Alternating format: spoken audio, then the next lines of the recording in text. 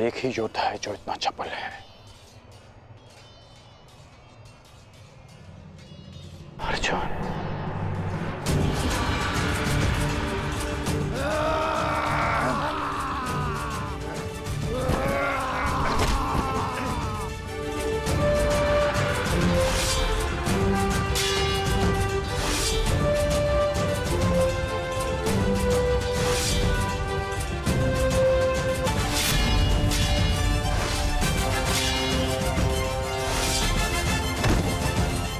लाक्षागृह से जीवित बच निकले।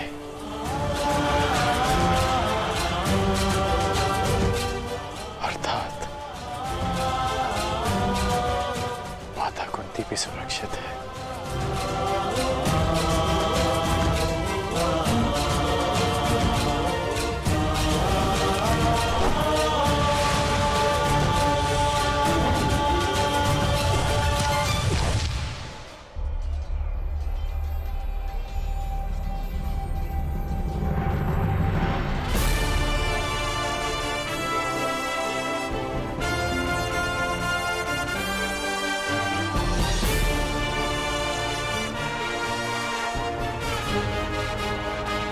मैं समझ गया हूं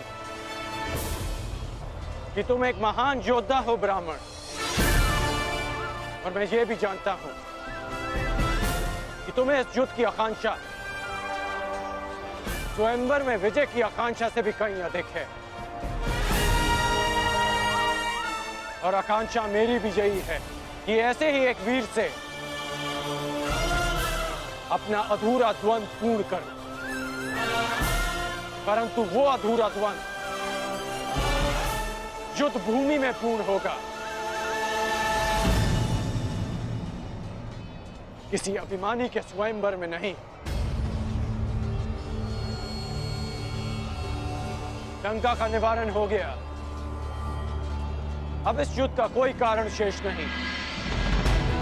मैं तुम्हारे उज्जवल भविष्य की कामना करते हुए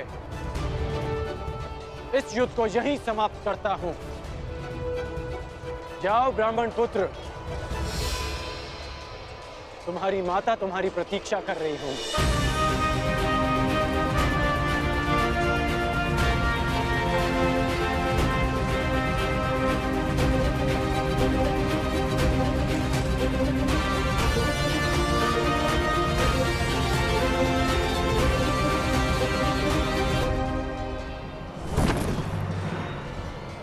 रुक जाओ मित्र,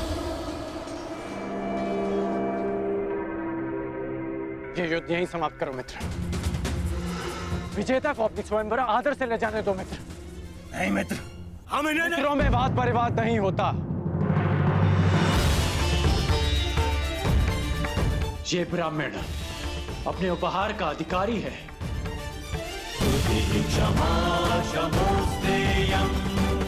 जाने दो इसे। शौचमिंद्रिय निग्रह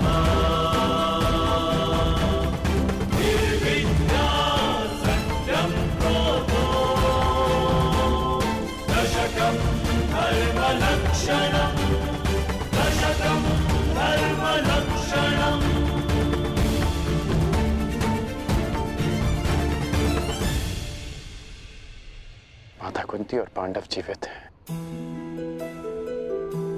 मेरे मन से एक बोझ उतर गया। अन्यथा लाक्षागृह की वो अग्नि मेरे मन को सदैव जलाती रहती।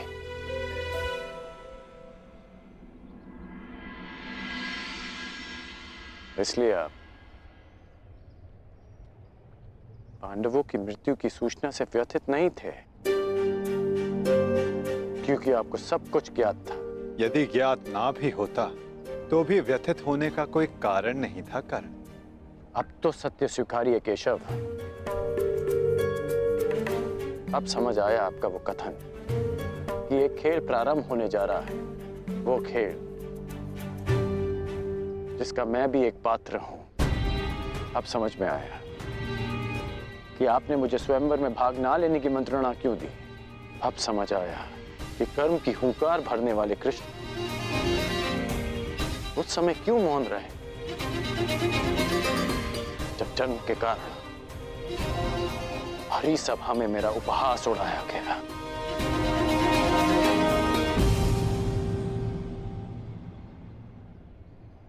अर्जुन के लिए ही ना नटवर।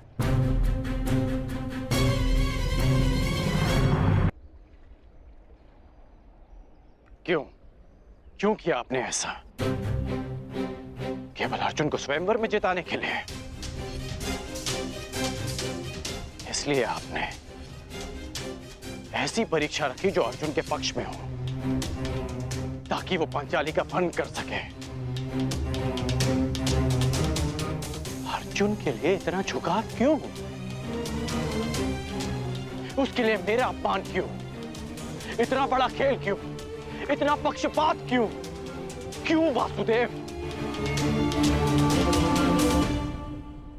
क्या तुम ये कह रहे हो कि मैं पक्षपाती हूं मित्र? क्यों? क्या आप नहीं हैं? नहीं कर। मैं अर्जुन के उतना ही पक्ष में हूं जितना तुम्हारे पक्ष में। सत्य कहूं तो मैं सबके पक्ष में हूं और किसी के पक्ष में भी नहीं। ये तो कर्ता पर निर्भर करता है कि वो कौन सा पक्ष चुनता है मित्र। आप कुछ भी कहें, परंतु मुझे ज्ञात है कि ये खेल आप ही ने रचा है। ठीक है, यदि तुम ऐसा मानते हो तो क्या ये नहीं जानना चाहोगे कि मैंने ये सब कैसे किया? नहीं, मैं केवल ये जानना चाहूंगा कि आपने ये क्यों किया। प्रश्न बड़ा विकट है कर्ण। यदि विस्तार से इसका उत्तर दिया तो सुनने में तुम्हारा जीवन छोटा पड़ जाएगा, परंतु तुम्हारे शंका के निवारण के लिए मैं ऐसे संक्षिप्त में बताता हूं।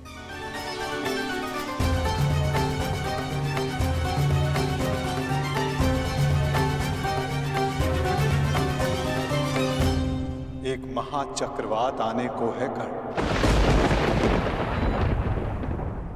ऐसा विकराल चक्रवात जिससे कोई भी सुरक्षित नहीं रह पाएगा।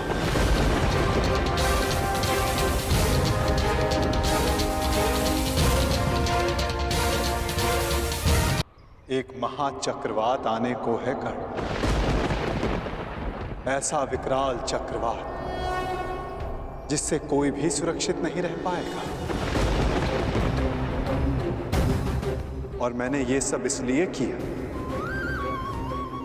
ताकि सब इसे सहने के लिए, इसका सामना करने के लिए तैयार हो सके।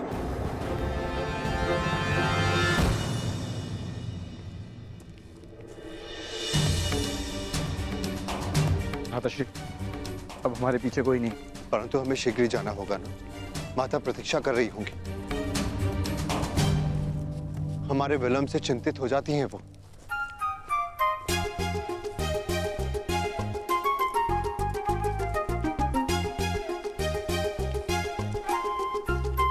एक क्षण रुकिए आर्यपुत्र। सूर्यास्त हो चला है। आप तीनों ब्राह्मण संध्या बंधन नहीं करेंगे?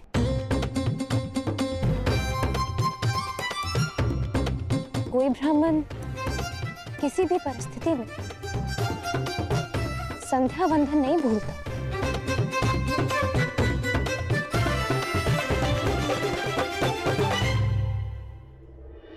अपना परिचय दीजिए आर्यपुत्र। आपका गोत्र, आपका पंथ, आपका नाम क्या है? आपकी पत्नी जानना चाहती है धनुर्धारी।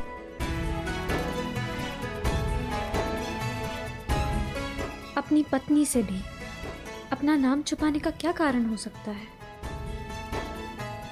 उस पत्नी से जो कदाचित आपको पहचान चुकी है।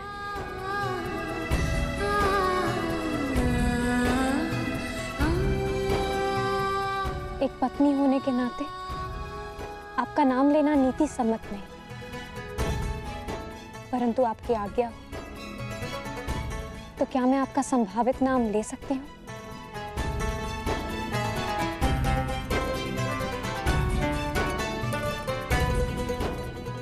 याज्ञसेनी द्रौपदी अपने महाधनुर्धारी पति पांडुपुत्र अर्जुन को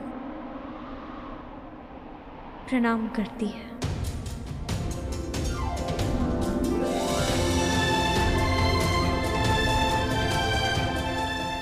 प्रणिपात आर्य अर्जुन।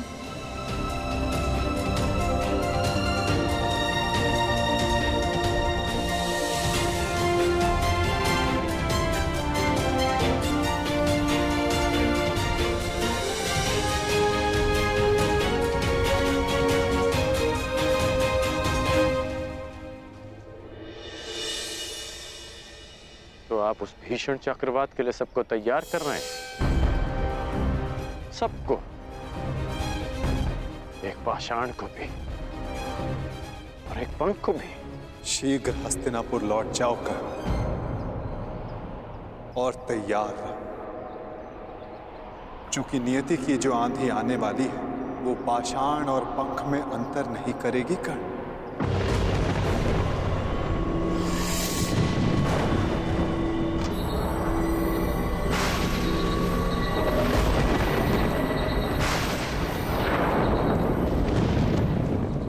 लगता है चक्रवात आने वाला है भ्राता। चिंता मत करो नकुल, हम समय पर घर पहुंच जाएंगे। परंतु माता से कहेंगे क्या? कहना क्या है? उन्हें चकित कर देंगे। हाँ, चकित ही सही, परंतु माता के मुख पर मुस्कान तो आएगी।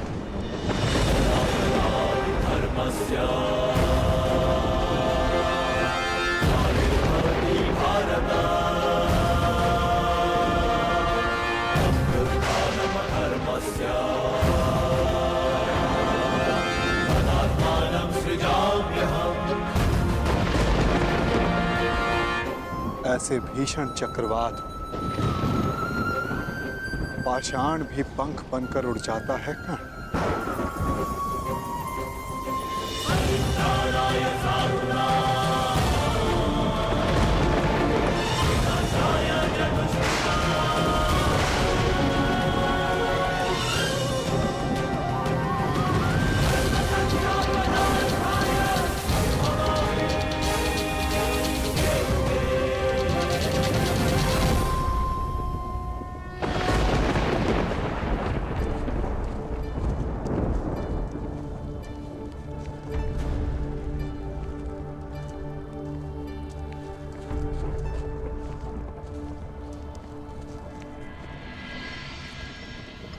माता देखिए, आज हमने भिक्षा में क्या प्राप्त किया है।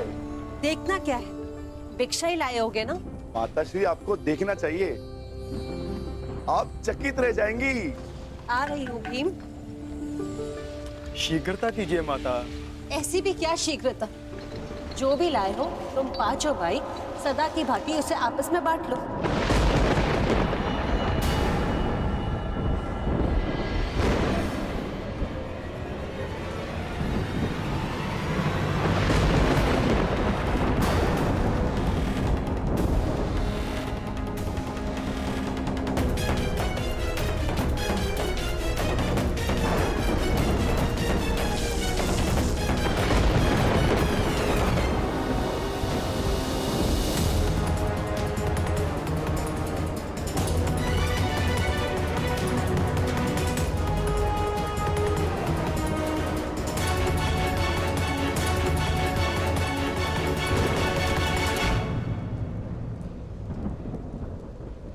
आपने क्या अनर्थ कर दिया माता श्री।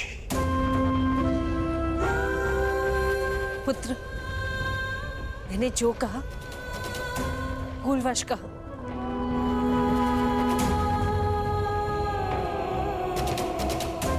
वही कहा जो तुम सबसे प्रतिदिन कहती थी। इसका अर्थ ये नहीं कि मेरी बात पाषाण की रेखा है। मैंने जो कहा उस बात का विस्मरण कर लो। जिस प्रकार हर एक कर्म का अपना एक फल होता है, उसी प्रकार मुख से निकले हर एक शब्द का प्रतिफल होता है। विशेषकर माता के शब्दों का। ये शब्द ही तो है जो कभी वरदान बन जाते हैं और कभी श्राप।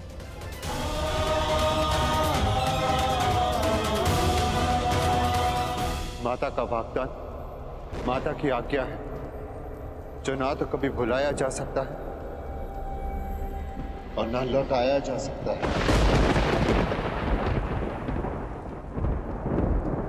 परंतु भ्राताश्री, उन शब्दों का विस्मरण करना होगा।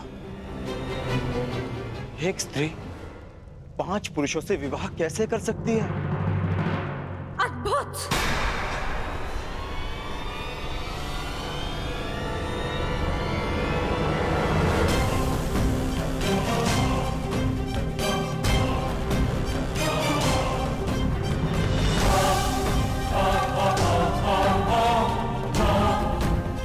मुझे लगा था कि ये 5 वीर माता के वचनों को उपहास समझकर टाल देंगे, परंतु उस बात पर हंसना तो दूर, एक मुस्कान तक नहीं है किसी के मुख पर।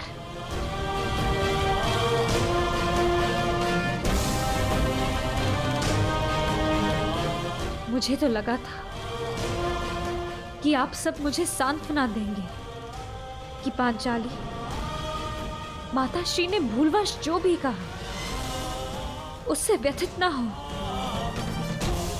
परंतु आप सब ये मंत्रणा कर रहे थे कि 5 पुरुष एक स्त्री से कैसे विवाह करेंगे।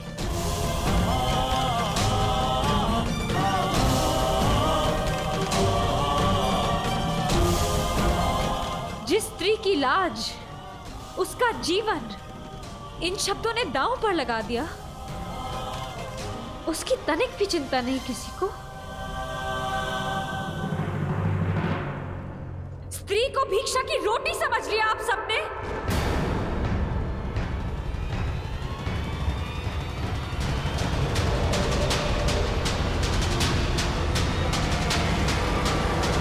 पुत्री, अपने शब्दों के लिए मैं क्षमा मांगती हूं। नहीं माताश्री, आपने जो कहा वो भूलवश कहा, परंतु इन सब ने जानते समझते आपके साथ उपहास किया था। मेरी क्या भूल है माताश्री? ये 5 भाई ये विवाद कर रहे हैं कि मुझे कैसे बांटना है।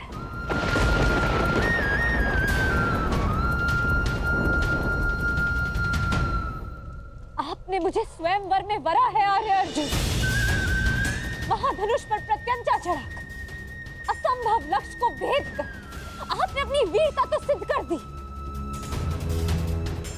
परंतु अपना उत्तरदायित्व नहीं समझा।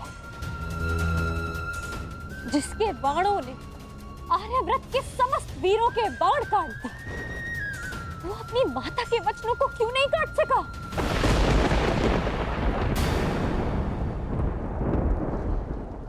धर्मराज समझे जाने वाले प्रथम पांडव श्री, माता के वचन झूठे सिद्ध। इस अधर्म की व्याख्या आप कर बैठे, परंतु एक स्त्री के मान की रक्षा का धर्म वो नहीं सूझा आपको।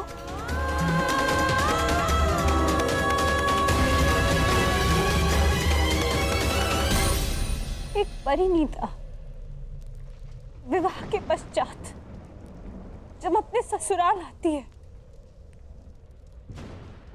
तो उसकी केवल एक ही इच्छा होती है कि उसका नया परिवार उसके घर में उसका स्वागत करे।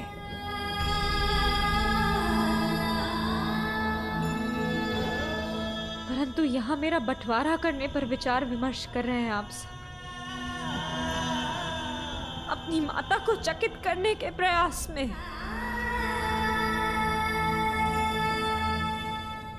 आप सबने मेरा उपहास बना दिया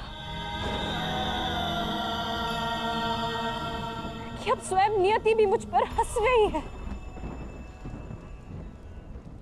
क्या स्त्री एक विजेता का स्मृति चिन्ह है कि एक पल दिखाकर उसे प्राप्त करता है, एक उसे बांटने को कहता है और फिर शेष उसे बांटने की विधि खोजने लगते हैं।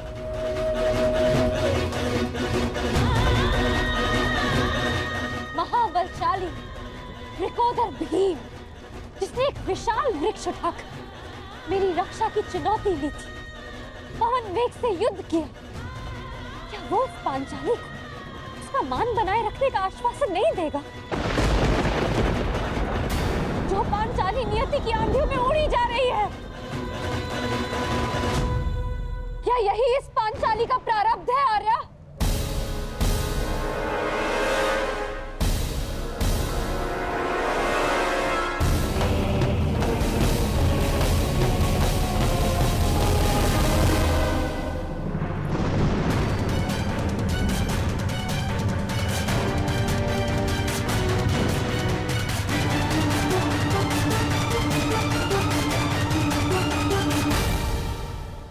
स्वागत है अंगराज कर्ण, स्वागत है। पांचाल से साथ ही निकले थे, यहाँ पहुंचने में बड़ा विलंब कर दिया आपने। मार्ग में कुछ अशुभ घटित हुआ था क्या? नहीं,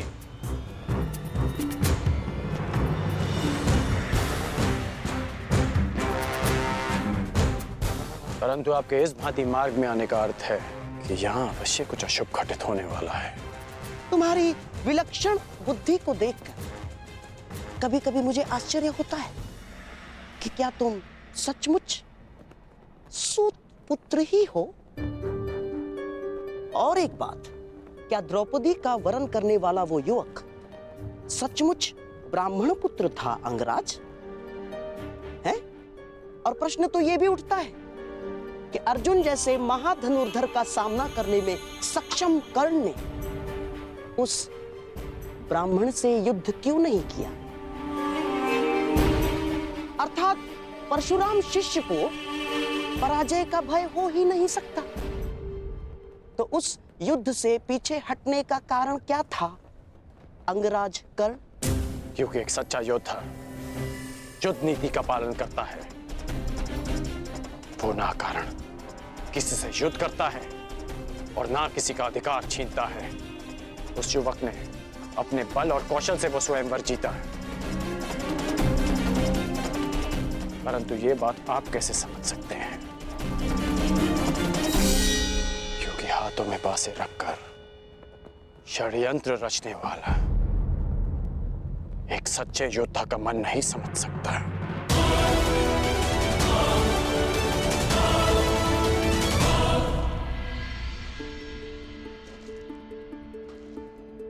पांचाली,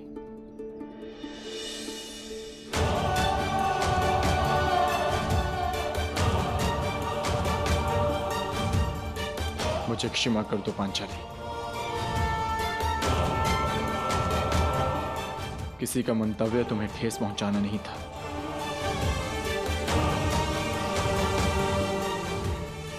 स्त्री का मान ओस की बूंद की भांति होता है आर्य। भूमि पर गिरी और अस्तित्व समाप्त। तुम्हारे अस्तित्व की रक्षा होगी पांचाली। हाँ देवी अग्निसेन, ये सत्य है कि माता के वचन झूठे नहीं हो सकते, परंतु ये भी सत्य है कि नियति को तुम्हारा उपहास नहीं करने दिया जाए। इसलिए दोनों ही नातों में संतुलन बनाए रखने के लिए हम सब ने एक निर्णय लिया। तुम्हारा विवाह अर्जुन से ही होगा, ताकि तुम्हारा मान बना रहे और माता के शब्द झूठे ना हो। इसलिए शेष 4 भाई